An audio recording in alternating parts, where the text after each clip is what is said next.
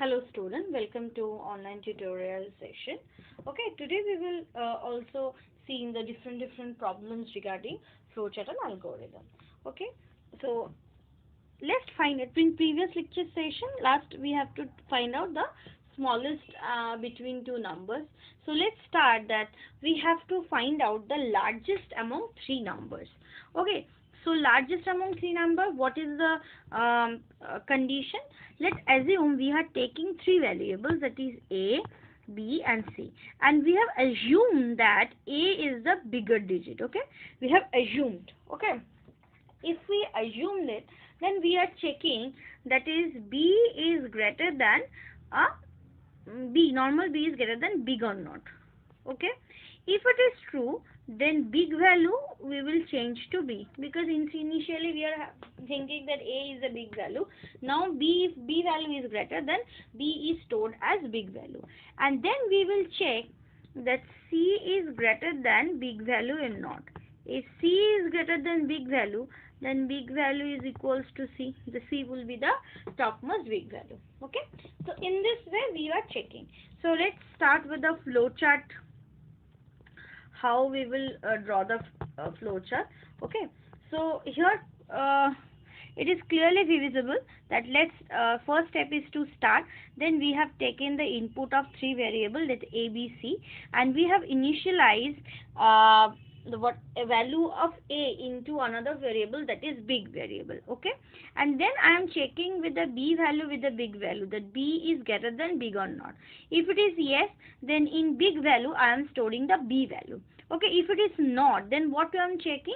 I am checking C value is greater than big value or not. If this is true, then the C value is stored into big variable, and this is the biggest value. Okay, if it is not, then what we have to do? And then whatever value it is stored in the big, that will be the big value. Okay, so in this way we can draw the flowchart for this one. Okay. Now coming to the next, that is in this question we have to find out the even numbers between 1 to 50. Okay, so 1 to 50 we have to find. Here the loop concept will come. Okay, what is the loop concept is there? So we have to continue a loop, that is from 1 to 50. So we have to check each number. So what is the checking value for even number? How to determine the value is even or not? So if the number is a particular number is divisible by 2, divided by 2, and if we are getting remainder as 0. Okay, so remainder as 0 means that it is perfectly divisible. If it is coming 0, then it is a even number, otherwise it is a odd number. Okay, so done. So let's now start of making a flowchart for it.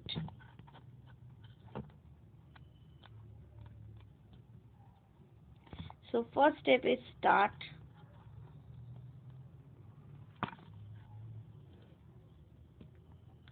Next step is, here is a loop variable we have to initialize, that is I equals to 1. This is the loop variable. Okay, so we have initialized I. Right now we are actually checking, there's a condition is required, that is I is greater than 50. So this loop will be checking up to 50. That's why if the condition is given is greater than 50. If it is greater than 50, so it will stop. Okay, so till 50 it's there. Okay, then what will happen? If it is yes, if it is yes, there is a loop, and if it is no, then we have to go for the checking. Okay, so if it is yes, then it is more than 50, then we have to directly stop our loop. Okay, so if it is not greater, it means it is under 50, so we have to go for the continuous checking. So what is that checking? The checking is, we will check that if that particular value that we are getting, okay, the value in the I, that is I is percent of 2 equals to 0. It means that this percent symbol find out the mod value. Mod means the remainder value.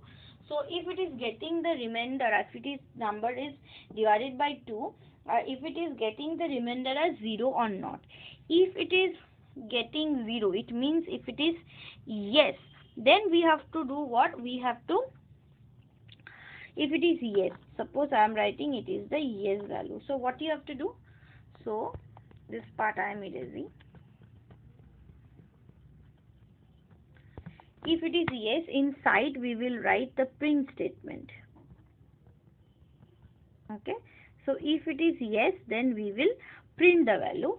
And another one, after printing, we have to do a increment, that is I equals to I plus 1, because suppose it is 2. After 2 we have to go for the checking for 3 number is even or not. After that for 4. So if I don't increment the value of I, then you will not get the next value. So in this way this increment will added over here also, and then finally we will stop. Okay, then finally from here we will stop if it is okay, this final value is stop from that. Okay, so in this way the loop will continue. Okay.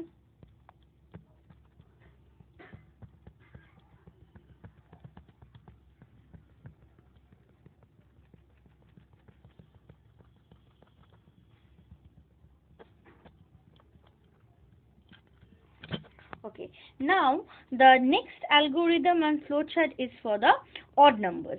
So odd number means that from 1 to 8. Here in previous lecture session we have distinct that the value of n is 50, that is up to 50, but here no value of n is decided, it can be any number. So we have to take the input from the user. So let's start. So it is the start value we have done. Next we have to take the input value of number n. Input value of n. What should be the n value? It can be anything. N value can be anything. Then we have to initialize the loop variable, that is from 1. I have initialized, and then we will go for the checking value. So after that every part is actually same. We will check for the remainder. This time we will check for the, also check for the 0 value. If it is 0, then we have to stop it because this is not the odd number. Okay, so either if it is not coming 0, then we will check it is an odd number. If it is 0, then it is an even number. So in this way, so the logic is same, that after initializing we will check the value, that is I value is greater than n value. If it is yes, then directly from here we can stop. If it is no, it means that whatever value I currently processing, it is smaller than the n value, that is the next value. So again we will go for the next condition. Okay, so what is the next condition from here?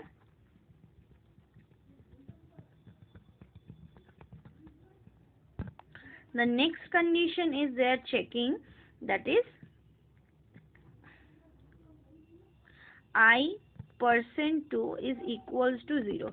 If I%2 is equals to 0, if it is this one, okay, then we will put what? Then we will, if it is 0, then it will we will go for the yes value, that is it is, if it is 0, then it is a even number, and otherwise if it is no, then it is, we will go for the increment part, that is no part is the increment part, and then we will initialize I equals to I plus 1, and then we will go for the print purpose. Okay, this is coming over here. So in this way again the loop will be continued. Okay, now we are going forward to another one, that is another algorithm to find out the sum of the series. Okay, so sum of the series like 1, 2, 3, 4, continuous. N value can be 50, n value can be 10, 1 plus 2 plus 3 plus 4 plus 5 plus 6 plus 7. In this way we are moving. So my first motto is to, we will declare a sum variable. Sum variable equals to 0. Why I have declaring the sum variable equals to 0? When we do for sum, for finding out the sum value of few numbers, that point of we need a variable called sum where we will store the value. Okay, so For that reason, the golden rule is that which variable will store the resultant value of all the addition, that needs to be initially 0. If it is initialize 1, what will happen? If it is you initialize with 1, any value if you add with this value, then it will be incremented by 1 as it is 0. But if you add any number with 0, then it will be remain same. That's why in the sum variable, always in case of if the sum variables is storing the addition value, then always initially its value declared to be as 0. Okay, I hope it is clear. Now the first step is to take for the flowchart, it is start is done. Then we have to take the value of n value. I have taken the value of n. I have taken. Now we have to initialize the loop variable as well as the sum variable. So I is initialized to 1 and sum variable is initialized to 0. Next there is a checking is there. Then again the checking is I value is greater than n value. If it is yes, then we will print the sum. Then there is a print statement is there. Then we will print the sum. Print sum. We will print the sum. Okay. If it is no, then what will be the happen? Next I am writing over here. If it is no part. So no part, again there will be a calculation, that is sum equals to sum plus 1. Sum equals to sum plus 1 and I equals to I plus 1. Okay, and this will be going for the incrementation over here. Okay, that will be again the loop will be incremented. Okay, and finally from after the print statement, the stop statement will come. From the print statement, when the sum value will be printed, after that the stop statement will come. Okay.